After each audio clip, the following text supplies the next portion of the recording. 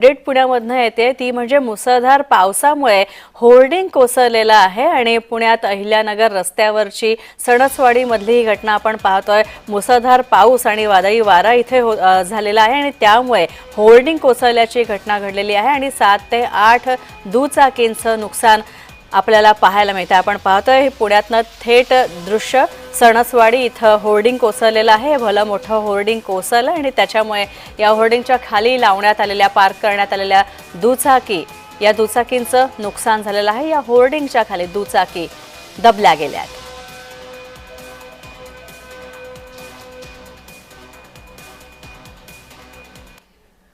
तर रोहन कदम आमच्यासोबत जोडले गेलेले आहेत।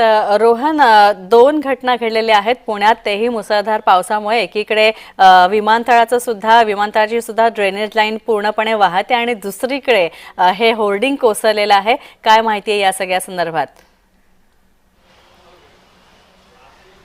अगदी महत्त्वाची घडामोड जी आहे ती ही घडलेली पाहायला मिळते। घटना जी आहे ती घडलेली पाहायला मिळते पुण्यातील अहिल्यानगर रस्त्यावर वाघोलीच्या पुढे गेल्यानंतर सणसवाडी चौक आहे आणि या सणसवाडी चौकामध्ये असणारं भलं मोठी होर्डिंग जी आहे ती वादळी वाऱ्यामुळे आणि पावसामुळे जी आहे ती कोसळल्याची माहिती सध्याच्या घडीला समोर येते। परंतु सुदैवाने यामध्ये कोणी जखमी झालेलं नाही आहे, कारण का पाऊस पडत असल्यामुळे तितकीशी वर्दळ रस्त्यावरती नव्हती। परंतु होर्डिंगच्या खाली काही दुचाकी ज्या आहेत त्या लावण्यात आलेल्या होत्या आणि त्यानंतर पावसापासून वाचण्यासाठी आश्रय जो आहे तो काही नागरिकांनी घेतलेला होता। परंतु त्या दुचाकींचं मोठ्या प्रमाणामध्ये नुकसान जे आहे ते झालेलं पाहायला मिळते। पुण्यातील सणसवाडीच्या चौकामध्ये हे सगळं होर्डिंग जे आहे ते अगदी काही मिनिटांपूर्वी कोसळलेलं आहे आणि यामध्ये 7 ते 8 दुचाकींचं नुकसान जे आहे ते झालं असल्याची माहिती समोर येते। कारण का सायंकाळच्या सुमारास मोठ्या प्रमाणामध्ये पाऊस आणि वारं जे आहे ते काही प्रमाणामध्ये सुटलेलं होतं आणि मी जसं मगाशी सांगितलं की पुणे शहरातच नाही तर पुण्याच्या उपनगरामध्ये देखील अशा प्रकारचा पाऊस मागील काही तासांपासून आता पावसाळा जवळ येतो आणि त्यामुळे आधीच हवामान खात्याने इशारा दिला होता की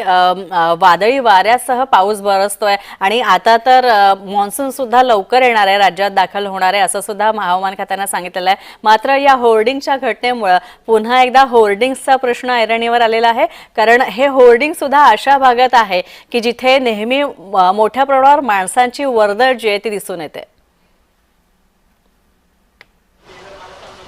अगदी बरोबर आहे। काही वर्षांपूर्वी पुण्यामध्ये अशाच प्रकारची मोठी दुर्घटना जी आहे ती घडलेली होती। पुणे स्टेशन परिसरामध्ये असणाऱ्या आरटीओ चौकामध्ये अशा प्रकारचं होर्डिंग कोसळलं होतं आणि अनेकांना त्यामुळे जीव जो आहे तो गमावा लागलेला होता। परंतु त्यातून पुणे महानगरपालिकेने काही धडा घेतला आहे का, त्यातून काही शिकलंय का, हा प्रश्न जो आहे तो पुन्हा ऐरणीवरती आलेला आहे। कारण का अशा प्रकारे धोकादायक होर्डिंग सर्रास आपल्याला पुण्यातील चौकांमध्ये जे आहेत ते पाहायला मिळतात, कारण का त्याला कुठलंही सेफ्टी ऑडिट झालेलं नाही आहे, स्ट्रक्चर ऑडिट झालेलं नाही आहे, तरी देखील अशा प्रकारच्या होर्डिंग्सला जी आहे ती मान्यता दिली जाते आणि त्यांच्याकडून महसूल देखील गोळा केला जातो। परंतु हे महसूलमुळे जे आहे ते पुणेकरांचे जीव धोक्यात आल्याचं पाहायला मिळते, कारण का हे अधिकृत होर्डिंग्स असतात आणि ह्या अधिकृत होर्डिंग्सचा सगळा लोखंडी भार जो आहे तो अनेकदा अशा प्रकारच्या वादळी वाऱ्यांमुळे पावसांमुळे जो आहे तो कोसळताना पाहायला मिळतो आणि तशाच प्रकारची घटना जी आहे ती सणसवाडी परिसरामध्ये घडलेली पाहायला मिळते। वाघोलीच्या नजीक असलेलं हे सणसवाडी गाव आहे आणि या सणसवाडीच्या चौकामध्ये अशा प्रकारचं होर्डिंग जे आहे ते सध्याच्या घडीला कोसळल्याची माहिती मिळते आणि यामध्ये जवळपास 7 ते 8 दुचाकींचं मोठ्या प्रमाणामध्ये नुकसान जे आहे ते झालेलं आहे। मागील काही वर्षांपूर्वी धन्यवाद रोहन या सगळ्या अपडेट बद्दल। तर आपण पाहतोय पुण्यात होर्डिंग कोसळलेलं आहे अवकाळी पावसामुळे। आपण पाहतोय पुण्यात सणसवाडी इथली ही घटना आपण पाहतोय। रस्त्यावर लावलेलं भलं मोठं होर्डिंग वादळी वाऱ्यामुळे आणि अवकाळी पावसामुळे कोसळलेलं आहे।